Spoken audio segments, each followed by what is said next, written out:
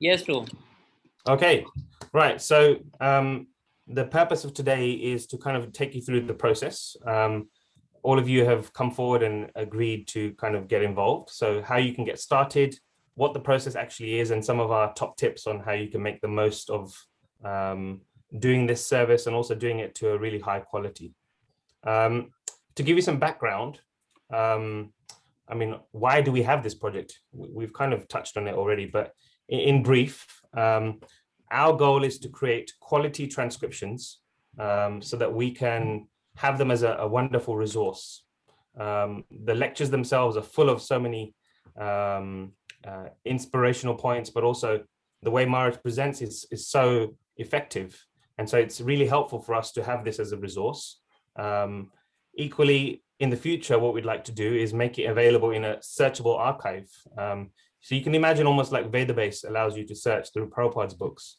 Imagine if we had something which was even smarter than that, and we could search through Radhanath Swami's lectures and get inspiration from that in various ways for preaching, for inspiration, and other means, other projects as well. So the second reason, many of you may have seen that Radhanath Swami is now currently based in the US during COVID, and his priorities have shifted a little bit in terms of his wanting to write more books. So he's done many lectures, so he's been giving lectures since 1988. And equally, he's also released 2 books to the secular world, one of which became a New York Times bestseller. So what Maharaj would really like to do is create more books. And obviously all of his lectures, which he's given around 4,000 plus lectures since 1988.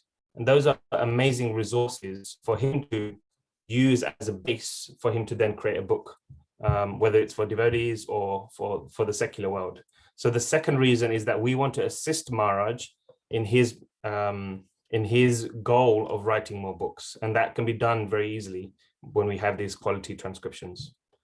And then I guess the third reason, and probably the most important reason for us, is by listening to Maharaj in this way, very attentive, absorbed, and attentive to all the details, we are able to connect to Maharaj in his teachings, his preaching style, and equally to him as a person in a much more deeper way. Many of us are aspiring disciples where we're well-wishers of Radhanath Swami, and we've been benefiting from him teaching and sharing Krishna consciousness for many, many years, and we have a wealth of resource.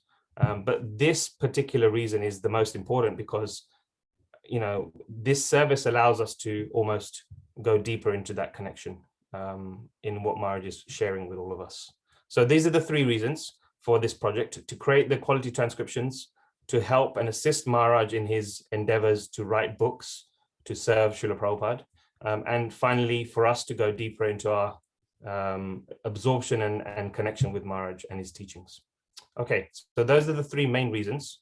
And I guess, how can you get started? All of you are sitting there and you're aching, and your desire is to help in this way, but we're going to go through a little bit of an orientation just to kind of help you get the most from the different resources that we have.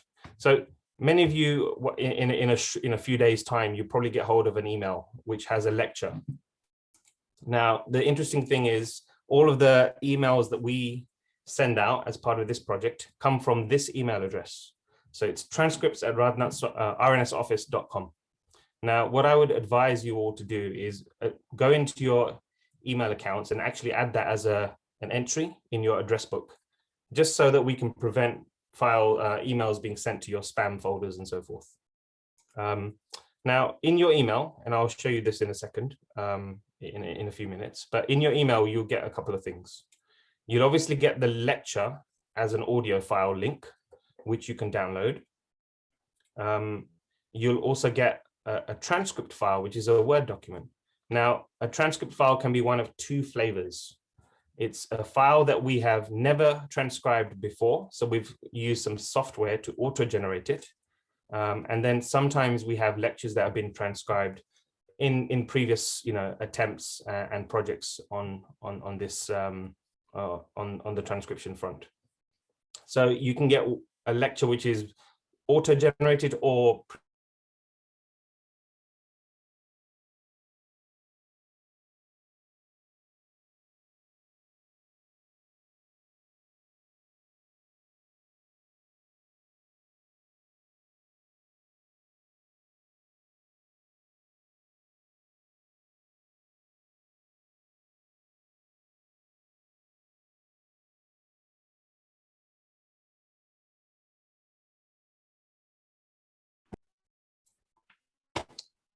okay, so yeah, you save the file, and then at that point, you are now ready to begin your transcription.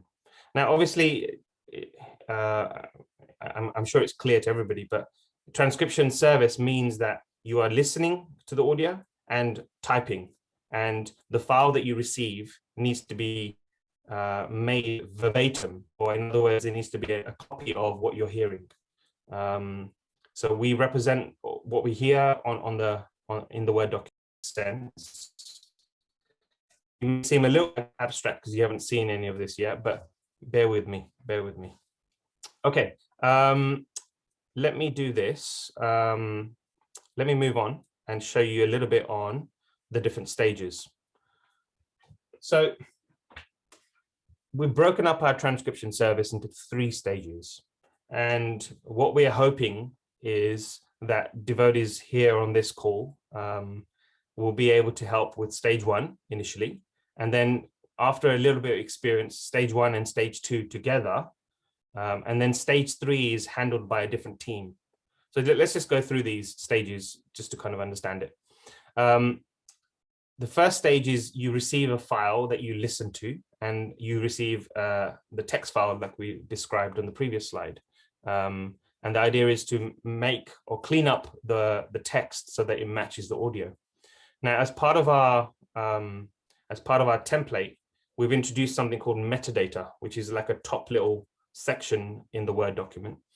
And here is a bunch of information that helps you understand more about that lecture. For example, the different themes, the different persons, the verse that was the main verse that was given a class on, and the places and the persons mentioned in the lecture. And this kind of makes up the metadata. And there's a certain portion of it, which we call the minimal amount, that's done at stage 1. And then stage 2 is effectively breaking up that transcript into sensible paragraphs and adding these subheadings, which are, little helpful titles that guide the reader in the reading of that particular lecture transcript. And then finally, for stage 1, we complete all of the metadata at the top, which includes all these tags that I had mentioned just now. Stage 3 moves on, and this is effectively a proofreading stage and a final sign-off by a team of devotees who are dedicated to this proofreading. Sometimes devotees ask us, oh, can I help with stage 3 only? Typically, to get the right level of experience, because most of us haven't done this before, we recommend that all devotees do stage 1 and stage 2, get to a real competent level with that. And then, if you have a particular affinity or desire to help with stage 3, that can happen after you've done about 3 or 4 lectures. I would recommend doing 5 lectures, like stage 1, stage 2, getting it to a good level, and then we can consider stage 3 thereafter. But in essence, the devotees will be focusing on stage 1 initially, and then stage 2 is actually pretty straightforward on the back of that. Let me ask you a question here, and this I want to open it out. If you had to think about the effort involved in stage 1, stage 2, and stage 3, what's your percentage breakdown? Let's open it up. What do you all think? How much effort, if you're as a percentage, is stage 1 versus stage 2 versus stage 3? Any thoughts?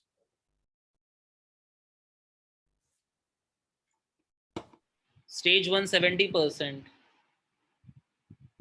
Okay, you're spot on. let me just show you.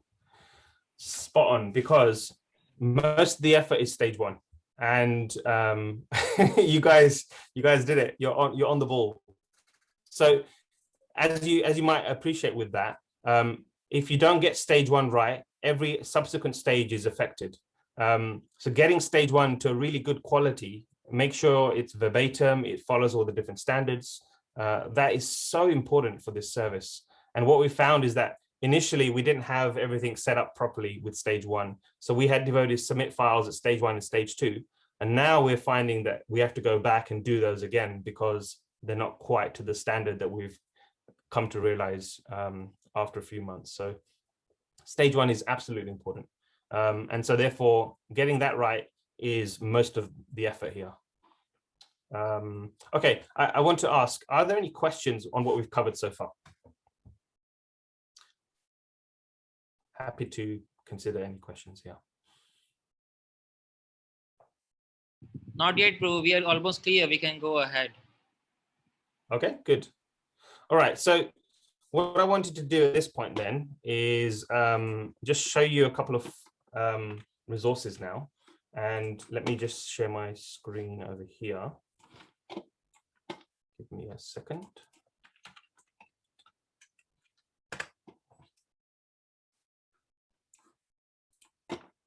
So what you'll see in a second is this.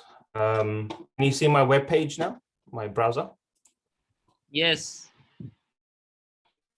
Great. All right, so set up a web page. So radnatswamy.com/project transcribe. So let me just add it into the chat so you can all see it now. This is a page that you have to bookmark. This is everything that you need is here. So all the resources, all the different checklists are here. To give you an idea, we've also set up a little video.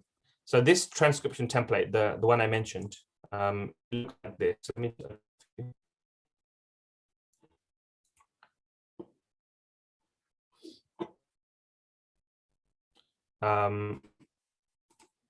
This is the template. So we've kind of set up the metadata, which I described to you earlier.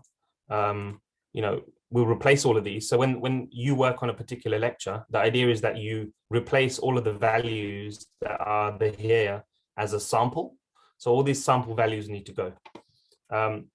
You would copy and paste your lecture transcript, the one you receive here. And then if your lecture also includes a Q&A, you kind of put that into this section under that head and delete it if necessary if it's not relevant. But just to give you an idea, obviously the event name or title, this you can almost see when you get a link, the title is already set. So that's typically quite easy to figure out. The event date. Now, sometimes this is difficult because we don't always have it recorded, but the idea is that whatever level of detail you have for the date, whether it's year and month, or if it's only year, just include whatever you have, and that's perfectly fine. Prabhuji, yes, Prabhu. Prabhu, can you please zoom in a bit? It's not visible clearly as we are projecting on the screen. Can you see that now? Not clearly yet. Oh, really? Oh, okay.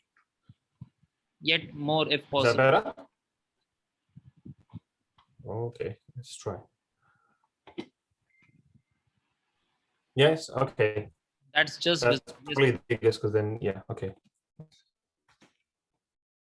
I think it might be small on your side if your window's small. I'm not sure. I zoomed in like I'm at like 300% almost.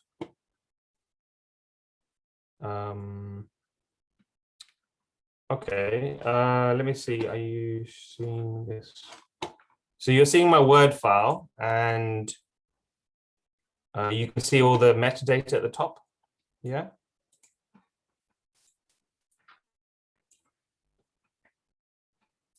Is it not clear still? Yes, bro, it is clear. We can go ahead. It is visible. Okay, fine. Right, so I mean, all of this should be straightforward. So the title, the date, whatever level of date information you have, the event location, so that obviously includes the country, the city, the venue. Again, whatever detail you have.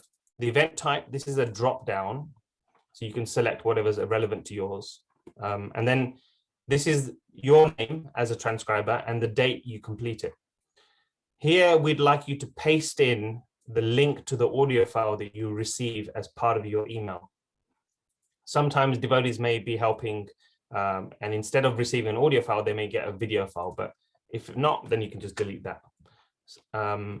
Obviously, Maharaj gives classes on verses many times on a particular verse. So this is the main verse that Maharaj gives a class on. Now, if Maharaj gives a class, but it's not on a verse, or he gives a class on one verse, but he mentions many other verses, we don't need to include all of the verses here. We're just looking for the main verse that he gives a lecture on. And in some cases, he doesn't give a lecture on a verse itself. Here are all the different tags I've mentioned. This is completed as part of stage 2. Everything else is completed as part of stage 1. But stage 2 tags are, for example, the places, the pastimes, the persons, and the themes that are mentioned in the lecture. So these are just some sample bits of information, but all of those can be replaced. So that's the metadata, and this allows us to make the file quite rich. It will improve things like searching in the future, and become a really useful resource in the end. So that's the metadata at the top. This is the transcription file. Let me just show you an example of an email, because I think that's probably helpful. So here's an example of an email message that's gone out to a devotee. You know, the subject line will have their name. It'll say there's a new lecture, and if possible, if they can complete it to standard, you know, ST2, stage 2. But obviously, devotees who are starting up, you can stick to stage 1 if that's more comfortable, just to get started. So here are the different steps in the email itself. Download the lecture. Here's the link to the audio file. Download the auto-transcribed file, and that's attached. And then there's a PDF guide, which is the detail checklist, as well as, well, for stage 1 and for stage 2. Here's the transcript template. Again, you can download it straight from here. And then there's a little video to help you understand how to use that template. And that's also available on the Project Transcribe page. You can watch it here, or you can click on the link here. So all of the links are the same, whether you look at them in the email or you look at them on this page. The interesting thing is, just to note, it's not a good idea to download a copy of these and share the file itself, because we've updated all of these files about 25 times since November. So we're constantly making little tweaks and adjustments based on feedback.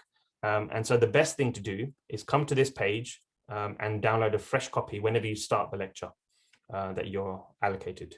That includes the template file and the checklists, because they do change and they are updated as time goes on.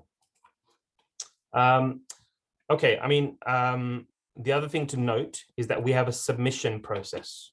Aside from all the guidance documents and, oh, actually, I should mention, we have an ST3 or stage 3 file samples that you can look at.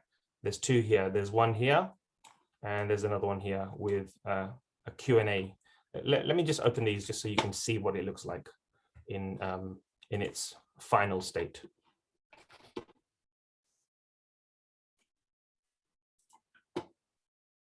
So as you can see, you know, this has been filled in, all the metadata. This is a version 7, so it's a little bit older, but it doesn't matter in that sense. It's now been done. So the title, the dates, all the information is filled in. The lecture file link is been added.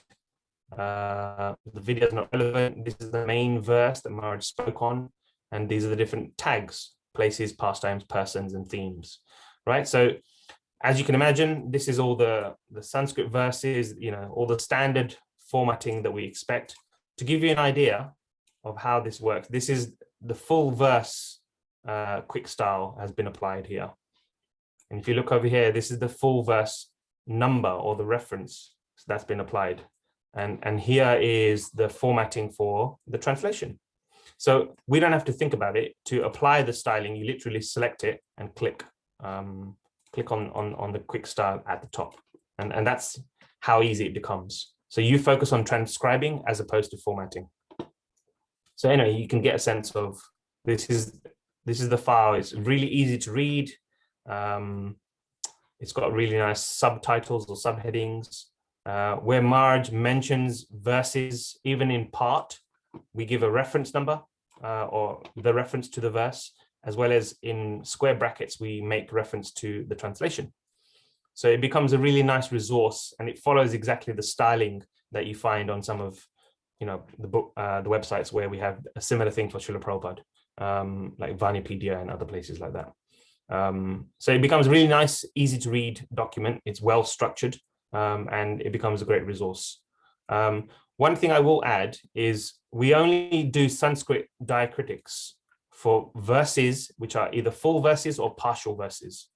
What we don't do is, for example, we do not add diacritics for words like Krishna. And sometimes devotees have a real passion for this, like they go into the document and replace every single word they can find. But that's not the goal of this, because as you can imagine, we're looking to create a resource which will be relevant and readable for more people around the world. So having lots of diacritics all the way throughout doesn't make it as accessible, and it will be changed when it comes to creating books and other things anyway. So we spell everything in English, apart from when you have a verse which is either partially quoted or fully quoted, that can remain in the diacritics, but everything else does not need diacritics. The other thing you will notice is that we don't include the synonyms. So it's literally the diacritic verse from the English version of the Sanskrit, the verse reference, and the translation. And if Maharaj gives a class on a purport, just the purport here. For any other verse mentioned, it's just those three bits, the diacritics, the verse reference, and the translation that is required. And that's only for a full verse. For partial verse, we don't even need that. So for example, here's a partial verse. So we don't need to include the translation for partial verses. But again, all of this is listed out in the guidelines that you will see. So let me take a moment and pause. Again, are there any questions?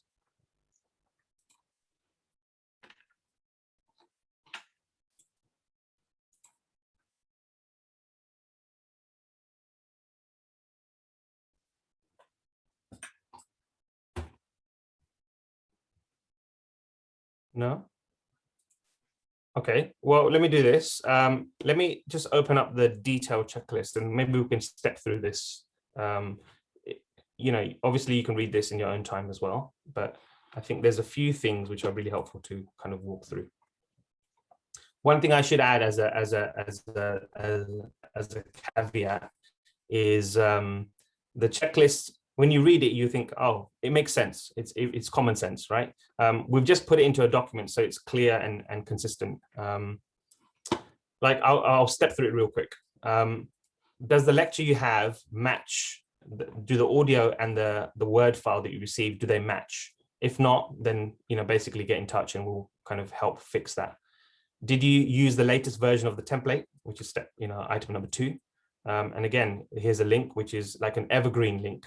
We always update the file, but the link remains the same.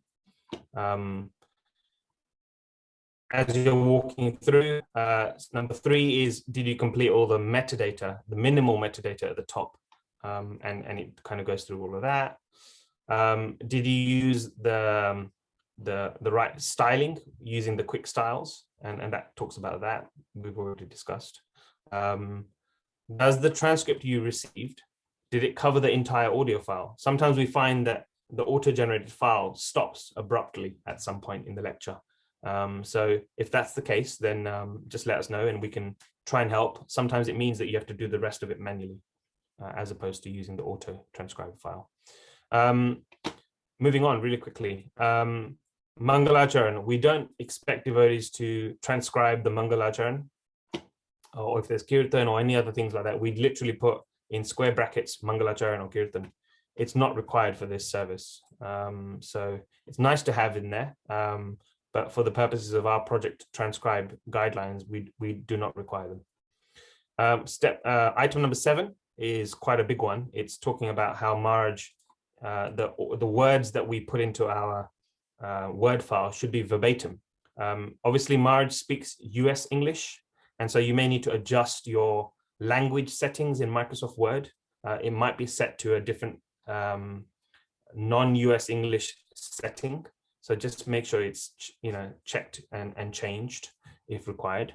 Because again, we want to be accurate to what Marj is presenting. And so he speaks in US English, so we should kind of keep that in mind. As part of this, keeping everything verbatim as a priority, we sometimes have seen devotees like to, or feel like they need to edit what Marj says. As an example, Marj says something, but it appears like it's incorrect. Now, our goal as a transcription or as a transcriber is to keep it accurate and keep it as is. So therefore, even if Marj appears to make a mistake or he changes course in the delivery of a particular sentence, we keep it as is. And here are some examples. So sometimes, as a particular scenario, he might be saying Lord Nityananda, but he changes his mind because he actually meant to say Lord Chaitanya.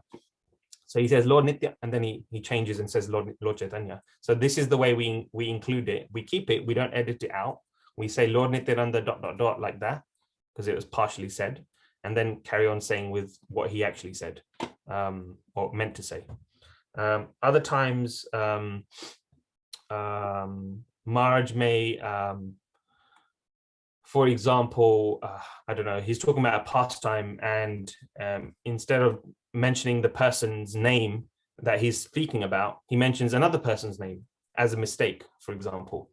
So the way to do that is, you include the actual name that Marj mentioned, but in brackets, in square brackets, you can put the name of the person he intended to speak about. So he may mention Prahlad Maharaj, but actually he meant to say Hiranyakashipu, or he meant to say Nrsingadev. So you kind of get an idea. Sometimes he repeats. For example, this is one particular example. Madhavendra Puri was initiating them all in the Maha Mantra. So we keep all of the repetitions in as well.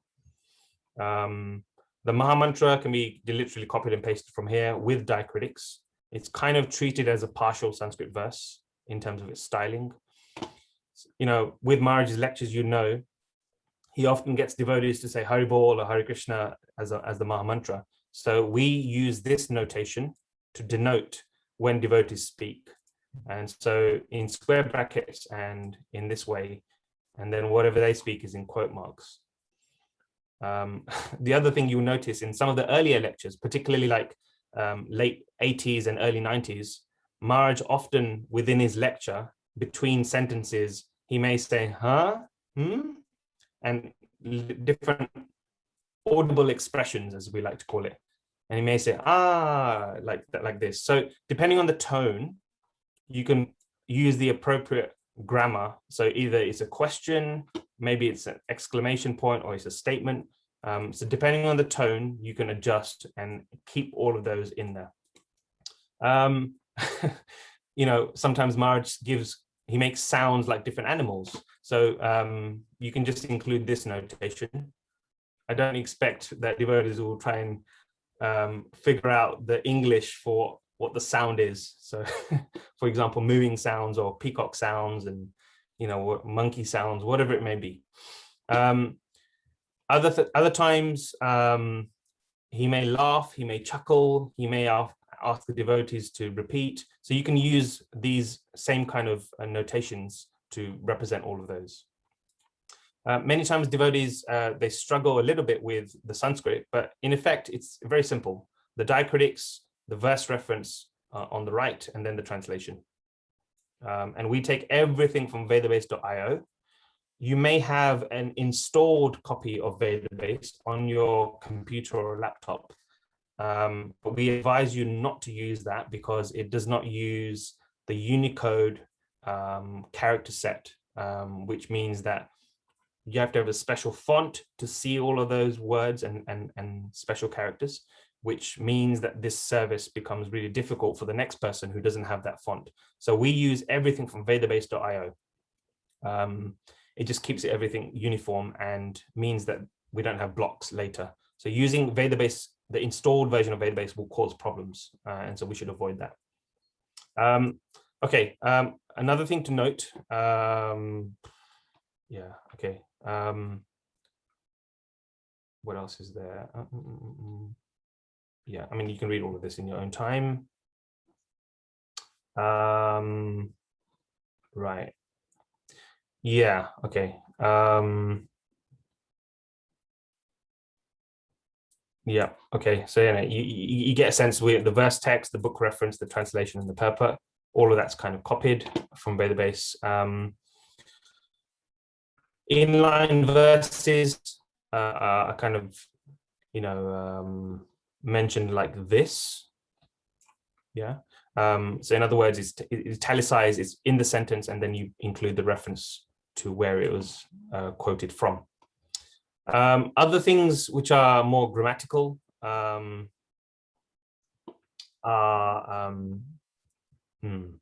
yeah, okay. So Maharaj often quotes words spoken by a deity or a person. So these are kind of to be included in double quotes, as you can see here. Typically with this, you have, your comma comes before, there's a space. Any punctuation for what was said is within the quote marks.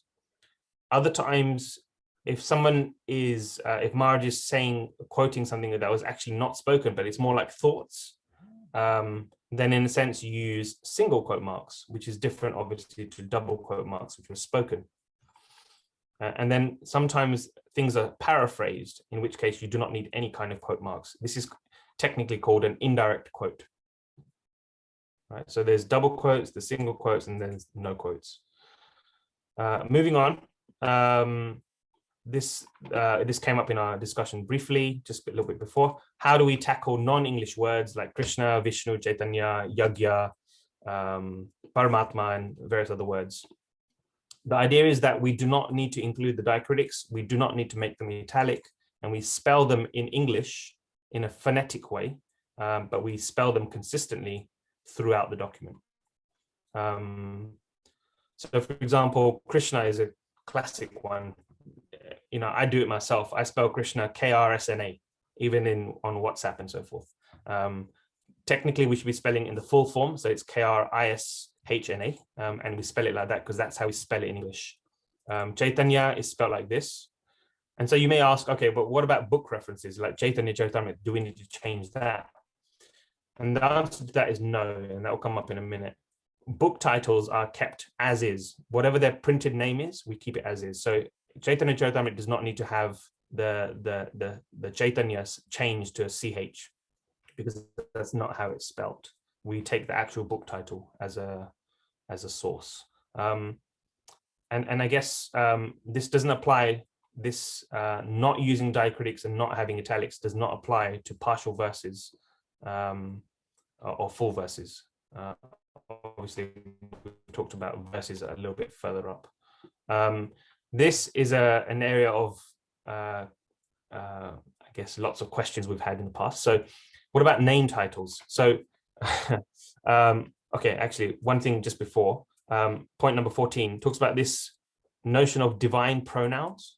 Now, in the course of a sentence, we say Krishna and Vishnu and Lord Chaitanya, and then we say he or she or, them or they. All of these are basically pronouns in English. They replace the noun. So here's an example. This is in the past time when Krishna was meeting the fruit vendor that came to their house in Nandagam. So it refers to Krishna, and he looked up at the fruit vendor and said to the lady, please give me some fruits, right? So the he is lowercase, and sometimes devotees like, but in Prabhupada's books, that's not the case. It's capitalized. Now that's really interesting because there's a whole article that we've referenced, which you can look at the bottom of this page. It's called On Divine Pronouns. It's written by Chaitanya Charan Prabhu, and it references Jayadvaita Maharaj and the BBT styling. This document, just article, sorry, it's really good to read. And the main goal is to make it more readable. And that's why we followed a standard whereby we do not capitalize divine pronouns. So we use lowercase characters. And that's in line with all the BBT standards right now. Prabhupada's books were capitalized at the time, but the BBT have a standard now where they don't do that. But all those books that were written, obviously, with Prabhupada as the author, they're kept as is. So we don't go and change anything that we pull in from Vedabase, but the actual lecture transcript, we have this lowercase divine pronouns principle. Now with that, what about like Lord Krishna and Supreme Personality and King and all these other things? So if they appear by themselves, as in they're not connected to Krishna, so it doesn't say Lord Krishna or Lord Chaitanya or something like that, then it's lowercase. Like, for example, to lord it over the material nature, right? That is not a reference to a title. Having said that, if the Lord appears with Krishna, or we're talking about Krishna by reference to the Supreme Personality of Godhead, or it's King Parikshit, then the title is capitalized along with the noun. God and Godhead are always capitalized, as we know, apart from if we're talking about demigods, as we know. And anyway, so it's been put into a little red box just for your emphasis. Talking about numbers, there's writing 9 instead of 9. The only time we write out the numbers is if there's a decimal or if there's a very precise number. For example, 3.11 trillion years. I'll skip through the rest of it really quickly. Book and song references, Bhagavad Gita or Padyavali and so forth. They're kind of treated as the same. A book reference or a song reference is treated in a similar way. We take the BBT naming format, so it's Bhagavad Gita with a G lowercase, Srimad Bhagavatam with an S and a B uppercase, Chaitanya Charitamrita with a C capital and then C lowercase, and again Brahma Samhita in a similar way, capital B, small s. So that's the standard we follow. If you use the shorthand notation, then it follows the same structure. You can see down here. So Bhagavad Gita is like that. Srimad Bhagavatam is SB, CC. Anyway, you get the idea. Sometimes there may be other references quoted, but you get the idea. You can do multiple references like that. What else? Oh, sometimes devotees like to use BG uppercase or BG with a dot, or without a dot as well. The main thing is just keep your styling consistent. Your use should be consistent throughout the document. Right, what else is there? Something more on the US English. So it's spelt with a Z in this case, and not with an S, as is the case with UK English. If sometimes you can't understand what's being said, so it's not audible or you can't quite make it out, the thing to do is you highlight that section. So you add this little, those brackets in, you basically give the time range. So this is the start of the portion you can't hear, and this is the end of the portion you can't hear, and you put inaudible in square brackets and you highlight it yellow, and then you carry on. Don't get too caught up in something you can't hear. If you can't hear it quickly, move on, because there's plenty more lectures that we can do and somebody can focus on that later. If there's something that there's like a break or something's not audible, you can include these tags. Sometimes the lecture stops and then Mars seems to carry on with the recording, but it seems like he's progressed, but the lecture had a break in it. So you can include something like that.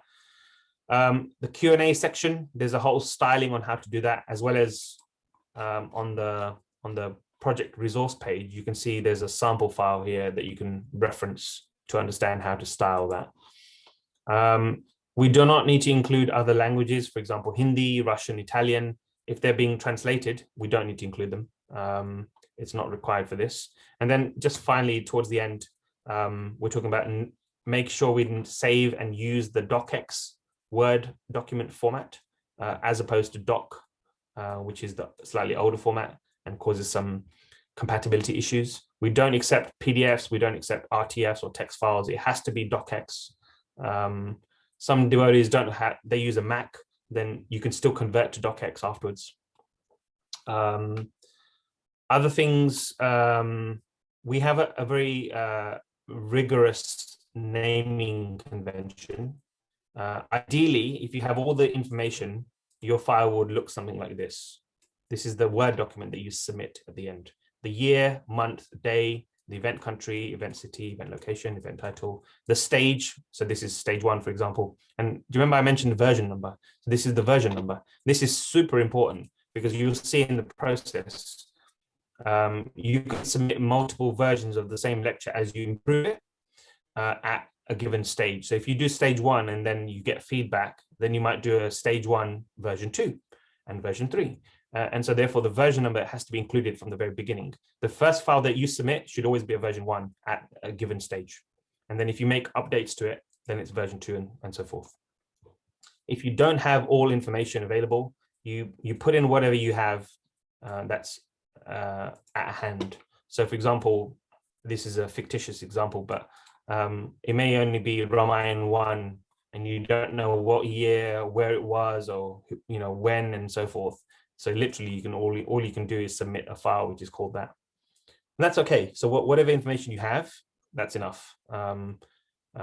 Ideally, if we had more, then that'd be great. But if we don't, there's nothing more we can do. Here's the submission link, and I'll show you that really quickly in a second.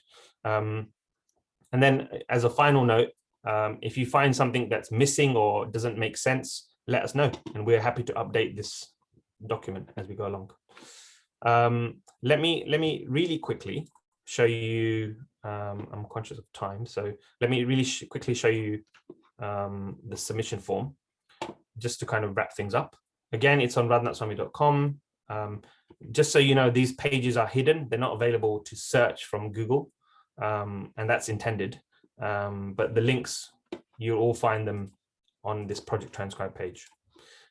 As you come in here, there's a big red, pink reminder at the top. Before you submit, make sure that you've completed the metadata and that you use the transcription template.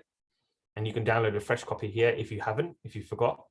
Make sure you're submitting, and it looks like this. So visually, it's a reminder. Let me scroll down here a little bit. So you're submitting as a transcriber. So that's the default setting. Eventually, all of your names will be in here. So literally, you can search for your names. I'm just going to search for Radhesh Lal Prabhu because here he is. So I'd select Radhesh Lal as an example. All of you will have a coordinator. So we'll figure out who and what that is with the devotees. But essentially, you select your coordinator name. So again, I'm just going to select Radhesh Lal Prabhu. And then this is the lecture.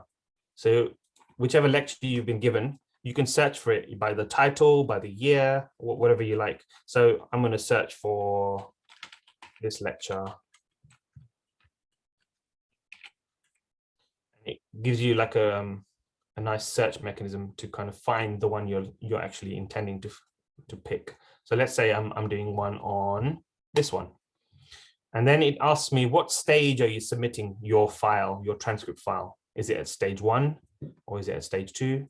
And it tells you that stage 3 is reserved for the proofreading team. So typically you'd only do the one of those two. So let's say you do a stage 1, and then it reminds you again, here is the naming convention. Have you just make sure that you've applied that, and then you select your file and upload it by hitting submit. And that is the whole process. I guess if there's any questions, let me know.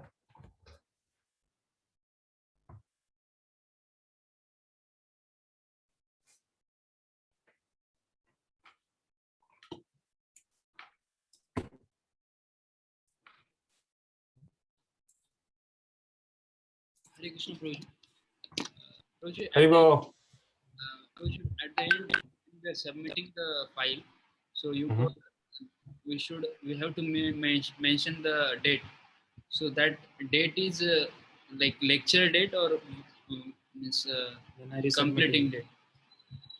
The file name is the lecture date, the actual date in which the lecture was given.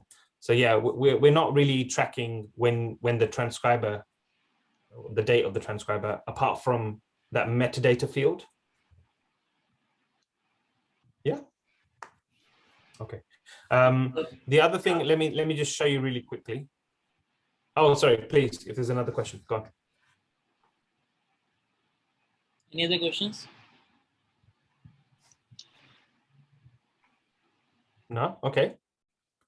Everyone's I'm sure all of you have got it. This is all straightforward stuff. It's nothing complicated. One thing I would say is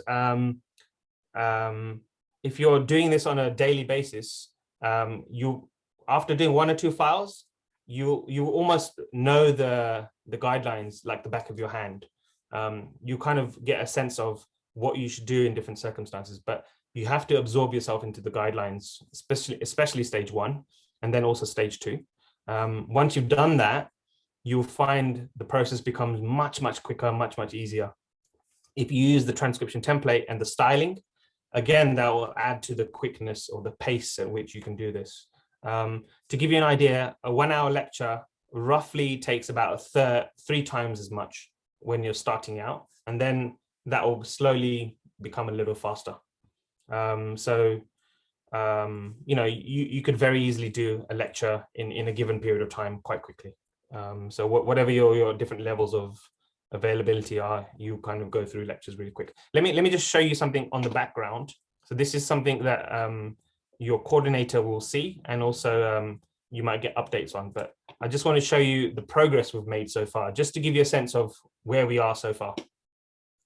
And we'll wrap up there. Give me 1 minute. So in the background, this is the system, it's a spreadsheet that's running. You'll see these are all the lectures, the database tab you'll see in the bottom left. These are all the lectures listed that Maraj has given. So you'll see there are, at the moment, we're missing a few, but there are basically around 3,900 lectures since 1988. These are all the submissions that we receive from every devotee. So each line here is one devotee's submission. Obviously, for a given lecture, there may be multiple submissions. And so you'll see we are currently at, we've just received a few in the last little while, but we're at 1,010 unique submissions so far. Obviously, some files may be referring to the same lecture. We've got lots of devotees signed up. One of the things we've noticed is that when devotees are signed up, they hang on to the file for a long time because life gets busy. I'm hoping all of you in the ashram or connected to the ashram, you won't have a lecture for like 143 days. My hope is that you'll be getting through that quickly. But anyway, we've got a lot of devotees here. This is what I wanted to show you. Let me zoom in if I can a little bit. This is a summary of how far we've got. Oh, let's zoom in too much, sorry. Maybe zoom out a little bit more. Yeah, okay. So since we started, which is in week 48 last year, you can see the number of submissions. And stage 3, stage 2, and stage 1 are different colors. So stage 1 is blue and stage 2 is red. And you can see the file submissions have kind of in gray at the top. They've been slowly increasing. And then in the last few weeks, they've been going to close to the 100 mark. And last week we had a record-breaking 170 submissions in 1 week. And the other thing you'll notice is that the number of stage 1 submissions is gradually decreasing. The number of stage 2 files is increasing. And that's what we want. That's the trend we're trying to push, where devotees get familiar with stage 1, and then it only takes a little bit of effort to increase the quality, and the file becomes ready for stage 2. Or complete at stage 2. So when you're doing stage 1, to add stage 2 components is quite easy, a little, quite straightforward. So eventually, after you've done 1 or 2, you should aim to do your submission at stage 2 from the very offset. And in that way, you'll find that we're submitting all of these files at stage 2, which then means it's ready for proofreading, which is the final stage. Yeah, does that make sense? So you can see the trend line is increasing. The red line and the yellow line, they've massively increased. And the blue line is like not as steep. And that's the trend we want to continue with. So get started with stage 1, absolutely. And eventually make sure that you move to submitting at stage 2 as the first file. What else is there? The only other thing is we're going to set up a WhatsApp group, most likely. Maybe you already have a WhatsApp group. But the WhatsApp group is an opportunity for you, and your coordinator or coordinators will help with this. It's an opportunity for you to kind of post whenever you submit a file. And this is interesting because when you make a submission and you post into the group, other devotees who are also working on it feel inspired by that. And so when they post and then you feel inspired, and in this way you have this transcendental kind of arrangement where one devotee inspires the next and they inspire the others and so forth like that. And so in this way, everybody's inspired and can see that there's tangible progress being made. To give you an idea of the progress, we've now just gone over the 1,000 mark. This is unique lectures that have been transcribed to date since we started in November. We've now hit, just literally today, 1,006 we're on now. So we're 2 away from the magic 1,008 number, but this is obviously like 1/4 of the way, because obviously there's 4,000 lectures, so we're 1/4 of the way after almost 6 months. As you can see, the last month and a half, 2 months, we've really ramped up, and the idea would be that we've taken 6 months to do 1,000. So can we do another 1,000 in 3 months? That's the challenge, perhaps.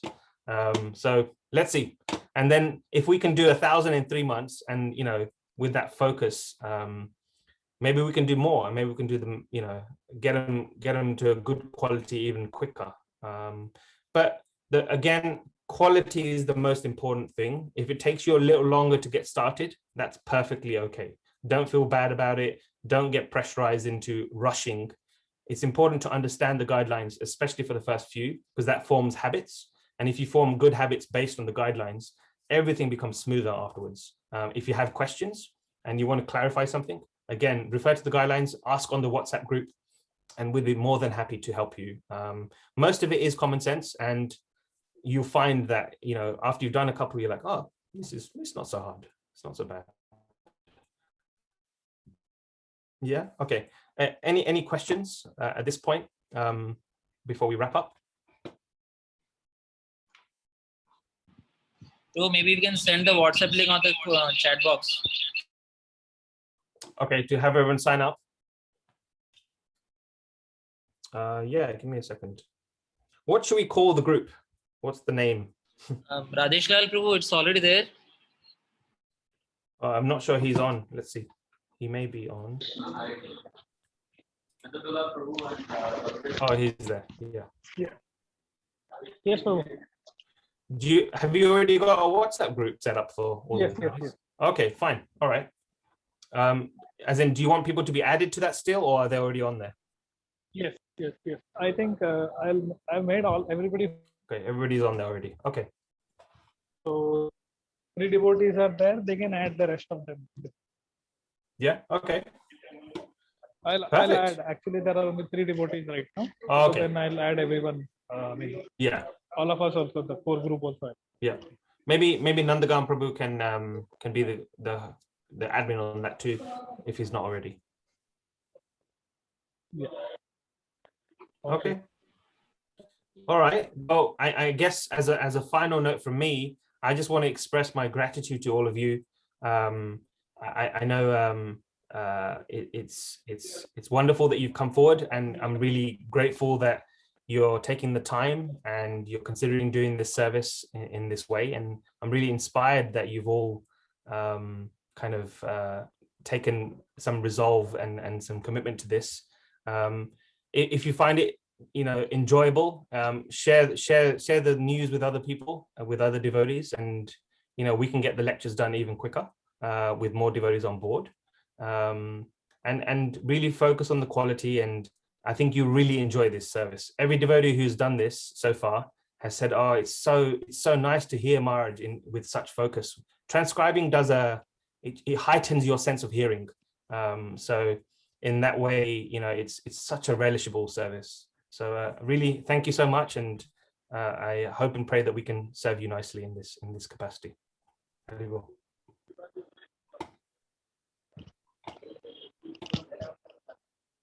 Nandagan Prabhu, any final thoughts on your side, or are you happy? My name is Pankaj Yes, Gopdas. Pankaj Prabhu, thank you. Oh, sorry.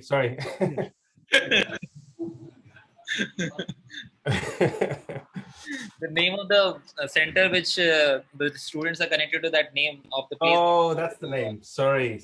Okay. Pankaj Gop, sorry. So much, Thank you, Prabhu. and Rajesh Lal Prabhu, for giving us this opportunity to serve. We will try our best, and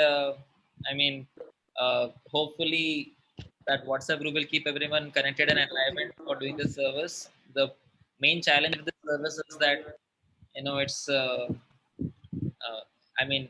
if someone is not around, it does not happen generally. So hopefully, because we are all together, and also all the devotees, they're connected to a group, so we'll try to do it in a way that it is happening, and we are catching some speed. Every one of them are chanting and have taken inspiration from His Holiness Radhanath Swami Maharaj for years together. So and they have been listening from Maharaj. So then I hope that it's a 2-in-1 service. the service for the humanity at large, when Maharaj Vani is available in the form of written available sheets, then it's so easy. And what to speak of that? So and Rajesh Lal Prabhu is already leading Tulsi publication and giving so many useful material for the devotees, Vaishnav community. Grateful to both of you for giving us this opportunity to assist in this personal service to Guru Maharaj. Thank you very much, Prabhu. Thank you, Prabhu, and thank you everyone else for being so attentive and being willing to come forward in this way. Thank you. Hare Krishna. Thank you. We've just crossed 1,000 submissions today. That's a piece of information. And but still there is a long way to go. We have another mountain of another 3,000 files, which will be, of course, the first submissions, and there'll be another round of proofreading. So there is lot of service left for us. But then we have a lot of hope from the voice, especially the boys in the voice, because the congregation has come forward in huge numbers, but there is always a limit to which they can contribute, especially because they are balancing. I have seen, Matajis who are having three children, small children, they've come forward, and they're still managing to somehow or the other put together a transcript. So yeah, now the youth group is now slowly taking shape, and we hope and pray that yes, now the numbers will come in. Thank you. Very well. Okay, thank you all so much. We'll speak soon. Hare Krishna. Jai. Pankaj Prabhu will be in touch later on. Maybe later on I'll speak to you today. Yes, bro. Thank you so much. Haribol. Haribol. Shri Prabhupada ki jai.